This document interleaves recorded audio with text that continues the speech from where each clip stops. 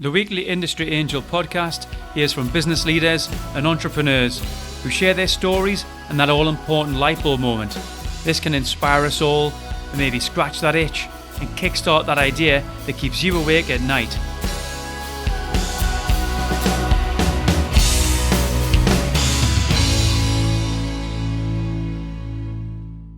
Welcome to episode 15 of the Industry Angel. I hope you're well and the sunshine's giving you that extra edge. We've had an incredibly busy time here of late at Far North. We've been looking at clients' business models, their marketing strategies. You know, it seems there's a flurry of activity in the SME space. I don't know what you guys think. I'm always keen to hear. Let me know how your business is going. Conversely, it's a shame to hear that a couple of our high street stores have brought in the administrators. You know, it's a challenging time for retail. And speaking of business models, this is where, you need to continually review and pivot your business should it require. I'm sure the high streets will bounce back though and adapt. It's great to see some of the smaller sort of artisan shops, butchers, bakers. I think the days have returned where your relationships with your clients and customers are very personal. You know, things like Mrs. Jones likes a certain cut of meat and Mr. Smith will be in for his loaf before 10. So in the nature of this show, stop waffling in. So in the nature of this show, let's learn some more value bombs, as our American friends would say, and hear from today's guest. Today we have from Channel 4 Television, the Games Commissioner and Head of all 4 games, Colin Macdonald. Hello, Colin. Hello, good morning. Now, you've been involved in games since the outset, maybe before computers were invented. Almost. So before we get into your current role at Channel 4, Colin, would you mind taking us through your career? You know, we're all, of course, interested in where we are now in 2016 and no doubt beyond. You'll probably share some vision. But it'd be great to let us know, some of the projects you probably worked on and why not name drop a few games we might have played on. Sure. So I've been in games about 25, 26 years. Goes back to when I was still a kid. I was just doing stuff as a hobby, and almost by accident I ended up taking little things I'd written along to these computer shows, ended up selling them, and what started as a hobby became a way of paying my pocket money through school and then through university. So along the way, I'd done a couple of interesting deals. I ended up doing licenses of games like Prince of Persia and Lemmings, and then as the company was built up a little bit, I got more ambitious. Unfortunately, with technology advancing, the costs got too much at one point. So I think after 7 years of doing my own thing, I jacked it in, looked for a proper job. And because of the Lemmings connection, I ended up at Dundee games developer DMA Design, who were doing this little unknown game called Grand Theft Auto that I was producer on. So I joined right at the end of Grand Theft Auto 1, produced Grand Theft Auto 2, and then a couple of us left and founded another company called Real Time Worlds that made games like Crackdown and APB.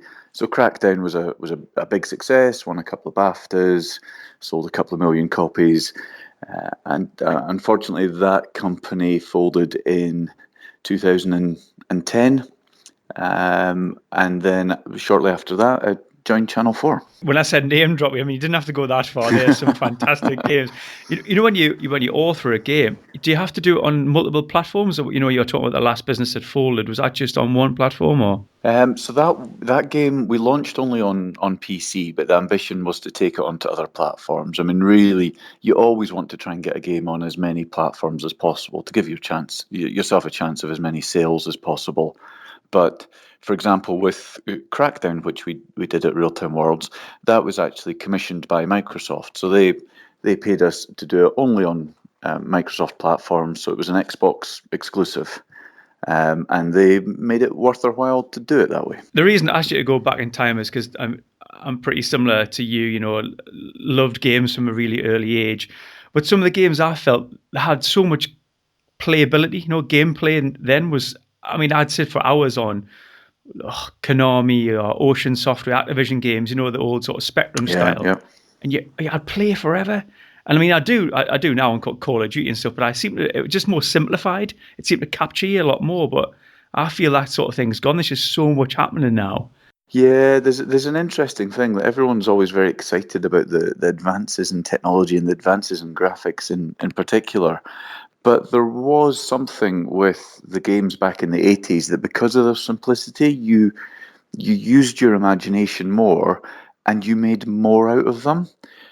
And the only thing I can sort of liken it to is a book versus the film of the book. That the book, it has more words in it and it takes longer to consume, but there is just something about using your imagination and getting bought into the concept and the narrative more. And I think it was the same. I mean, I used to play Manic Miner and Bomb Jack and everything for hours and hours and hours Mm. back in the day. But now, if I go back to play them, I can reminisce, but they don't capture me in the same way because I know there's better graphics. Yeah. But when there was no better graphics, I just made my own world and life around it and played it for hours. No, that's a great way of thinking about it there, the book to the film analogy. That's excellent. So, Channel 4, Colin, what's going on? Yeah, Why did Channel 4? What's it all about in games then? yeah. So Channel 4's been really interesting. I never thought I would leave sort of the coal face of game development, which is what I've been in for most of my career. And actually, after Real Time Worlds went down, I wasn't actually looking for another full time job. I'd carved out a nice little life for myself, doing a bit of consulting and a few other bits and pieces. But the the opportunity to work with Channel 4 and just be at the cutting edge of where games and TV evolve and seeing the collaboration between those two was just a little too much to resist. So essentially, we're trying to do a couple of things here. One is we do games to tie in with the TV shows. So I've commissioned games for shows like Hollyoaks, Made in Chelsea, Embarrassing Bodies, Gogglebox quite recently, a whole bunch of others. And that's partly to promote the show, partly to provide sort of additional entertainment for people that are already fans of the show, and then also commercially. Most of the games have in-app purchases or something. We're trying to see a return on investment for them.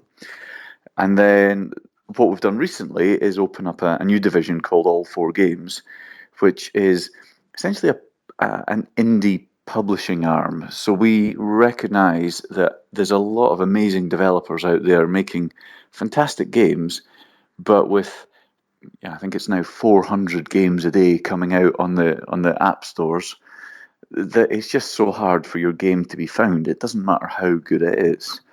So what we're doing with All Four Games is offering indie developers a route to market, essentially, on very commercially favourable terms. So we're picking up and working with some amazing games.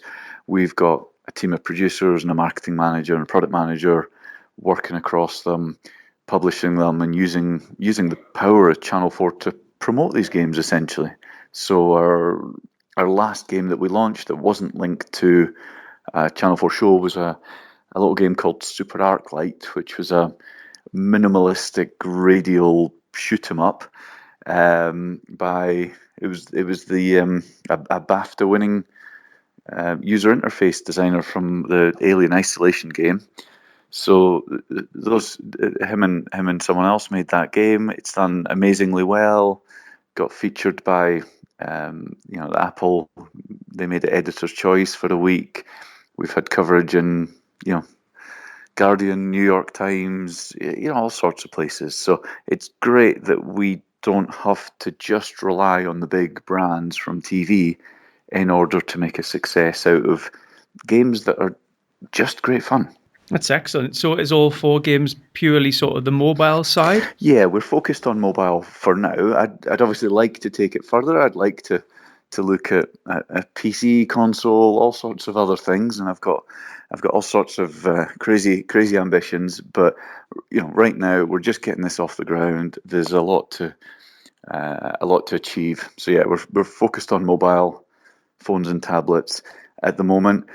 Partly because we're, as a team of five, we're a relatively small team, but also because mobile's where there's the greatest crossover with the rest of Channel 4. More people are watching catch-up television on mobile devices. So there's a nice consistency between Channel 4 serving up television content to people on a mobile device and us serving up games content to people on the same device. So in days gone by, people used to think of Channel 4 as a linear broadcast of fixed time programming that they would watch in the living room. But when it boils down to it, Channel 4 is just a provider of content for screens, and it now doesn't really matter whether the screen's in the living room or on your on your lap, whether it's a laptop or a tablet, or in your pocket or your hand as a phone. It's just content on the screen, whether it's a little screen or a big screen, whether it's a TV show or a game. It's just content for screens. So focusing on mobile, lets us sort of play to our strengths in that crossover area. I would imagine there's a lot of market research going on, before you bring a game out. I'm just thinking sort of mobile, for instance, how long do people play on a game on mobile? When do they play it? Is it in bed? Is it at work on a sneaky lunch hour? Or I mean, where and when people play, a lot of it depends on the demographic and the genre of the game. And some of the learnings are not entirely pretty. I've seen things which end up quantifying how much time people spend playing your game while they're sitting on the toilet, Right, which okay. is not it's not how I like to imagine people playing my game. But it's just the reality, Yeah. But it depends on the game. You look at something like Candy Crush, which is a very casual game, and one of the definitions of casual gaming that I like is that people will use it as a time killer. They will fit in their gaming around their real life. So that's mostly it's commuting, it's passing time, it's waiting for an appointment, it's sitting on hold on the phone. They're doing it because it's fun, but also because they're trying to pass the time. Whereas people that are playing a driving game or a shooting game, they want a much more intensive experience. They're not just looking to kill a couple of minutes. They're looking for a deeper, longer experience. So they'll carve out half an hour or longer, and play that, in the comfort of their own home or in a lunch break or something like that. So it depends on the game. So in terms of monetizing the game, what is the trend? Is it the advertising? Is it the sort of in-app purchases, or a bit of both? Or Yeah, what's been interesting in terms of the monetization is how quickly the market's moved to free to play with in-app purchases. sure. I remember going over to Korea in 2003, I think it was, and over there it was all in-app purchases and micropayments, as it was called at the time. And we just didn't have anything like that in the West. We were physical product that you would buy in shops, and occasionally some subscriptions that you would sign up to. But really, the market's now something like 80-90% is free to play, so free to download, and then other ways of monetizing it. And I think one of the problems has been that free to play's got a really bad reputation because some of the games can be quite exploitative.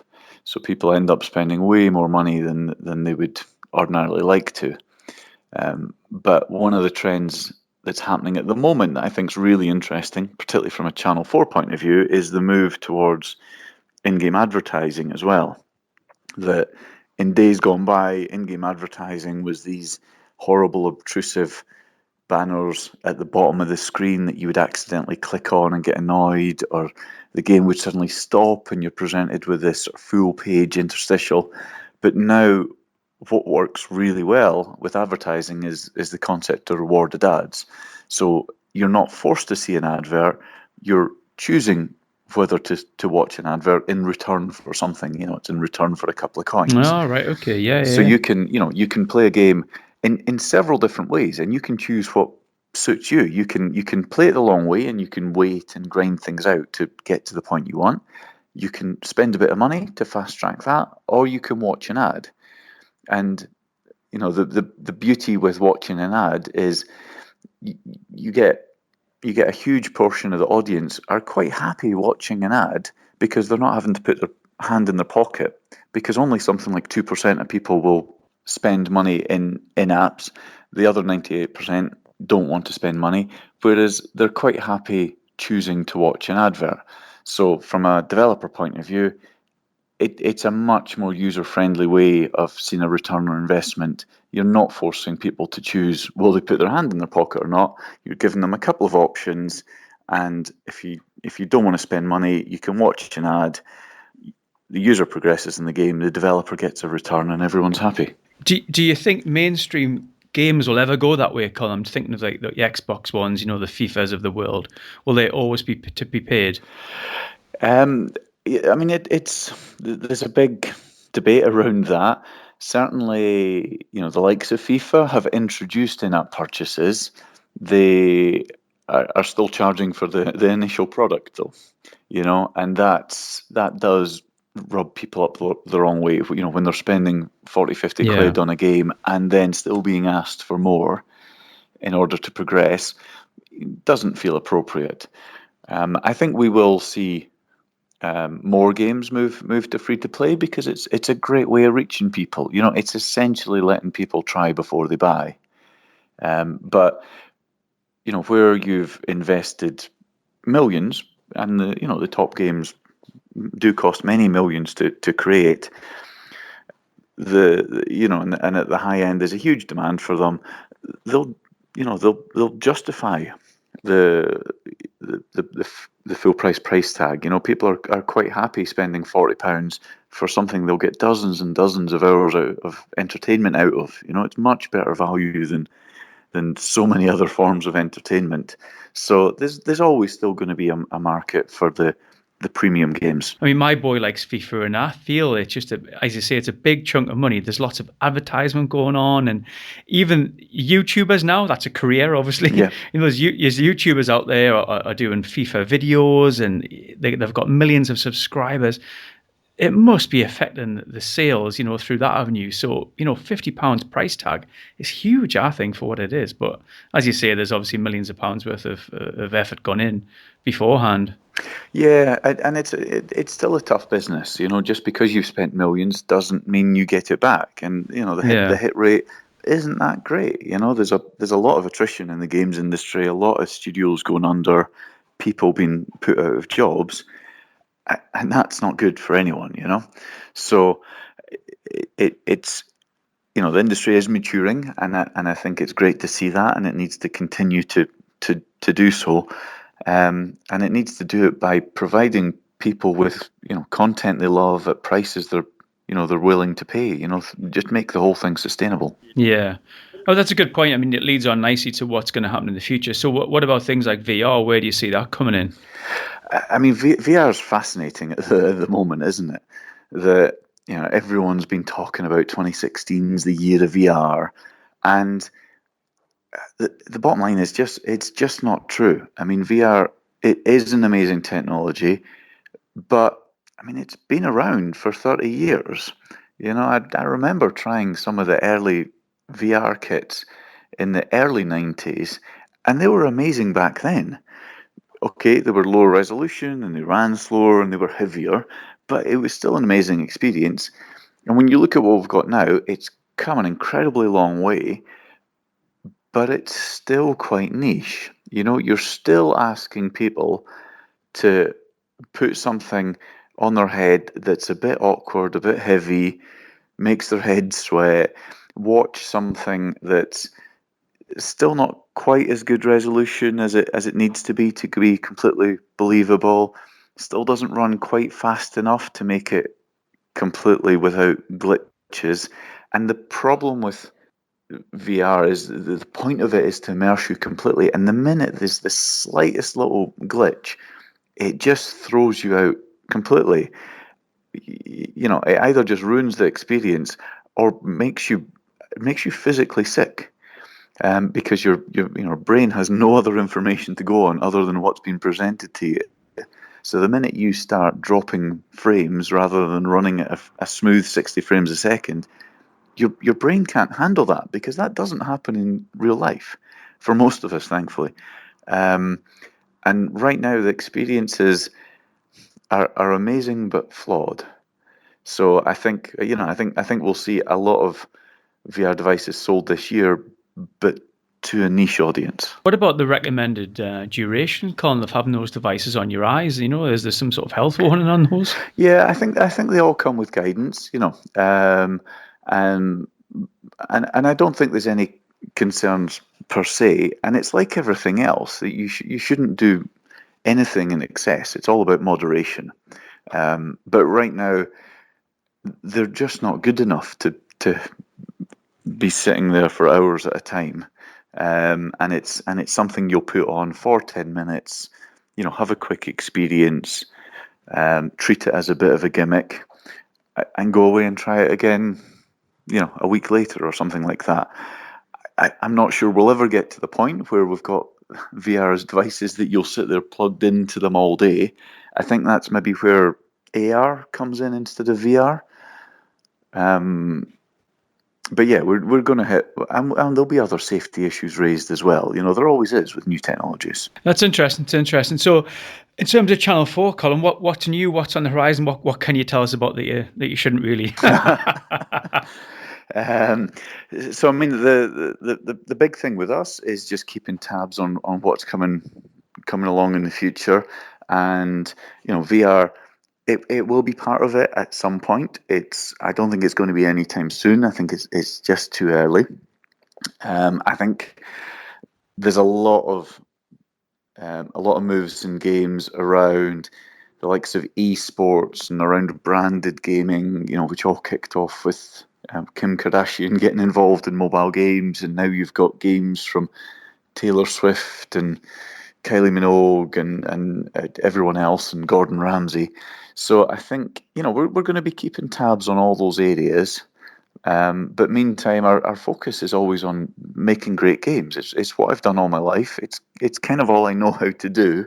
So the bottom line is, we'll keep making great games, and we'll see which ones people respond to the best, and we'll do more of those, and we'll do less of the ones people don't like so much. It's fairly simple.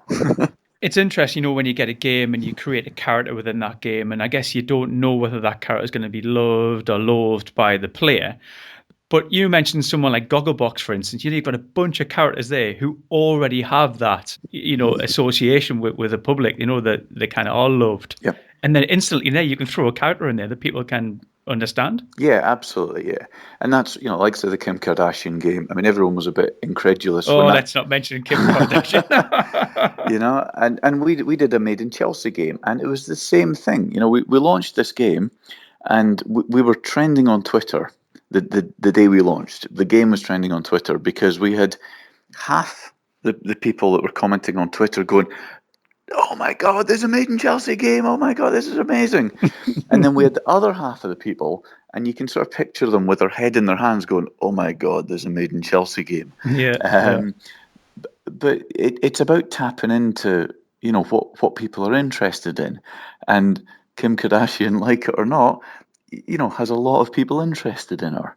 And more gaming companies are cottoning on to that and finding a way to partner with big brands, with big names, because it's a way of getting their games out to an audience. And that's kind of the perennial problem of game developers, that we're used to sitting there in our offices or our bedrooms coding away, making these amazing experiences. But too many of us are geeks that don't think about how to make this a success, how to reach an audience, how to have the game sell enough copies that it will fund us to make the next game. Because it can be the best game in the world, but if no one knows about it, no one's going to buy it. That means there's no money there for the next game. And that, that's not a sustainable business, obviously. So I think as an industry, we need to get a bit more savvy in terms of, marketing and selling.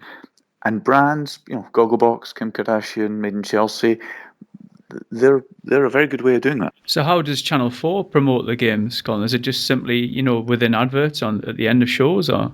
Yeah, we've got a bunch of different ways we can promote the games. One is in adverts. So we don't do much of it on broadcast television, but certainly if you watch catch-up television on all four, you'll usually see adverts for our games. If a game's linked to a show, like Gogglebox, for example, we'll sometimes get the continuity announcer, the person that'll talk about what show's coming up next. They'll sometimes be able to drop in a reference to the game and just tell people that if they like the show, they might want to play the game.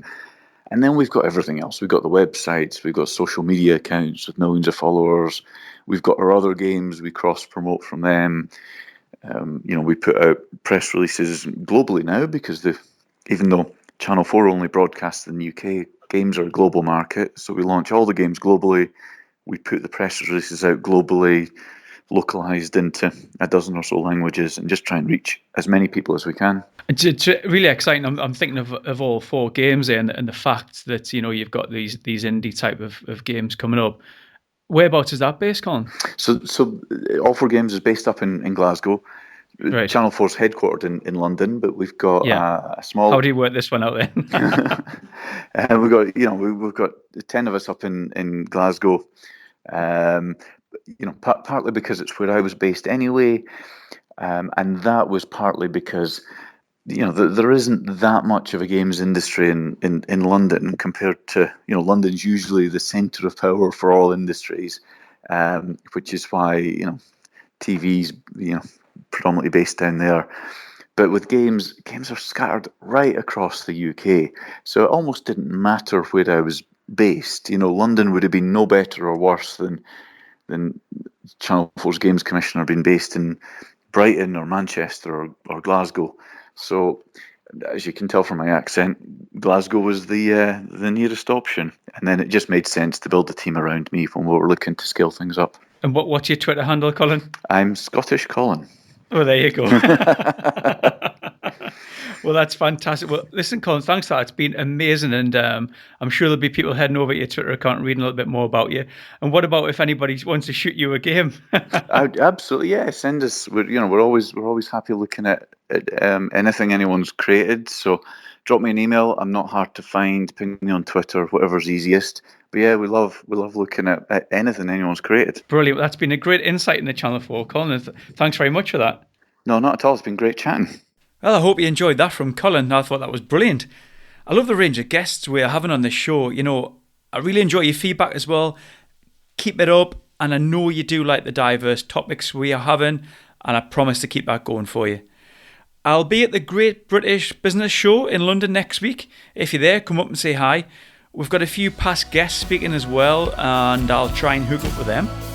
So until next time, I'm Ian Farrer. This is the Industry Angel, and thanks for listening.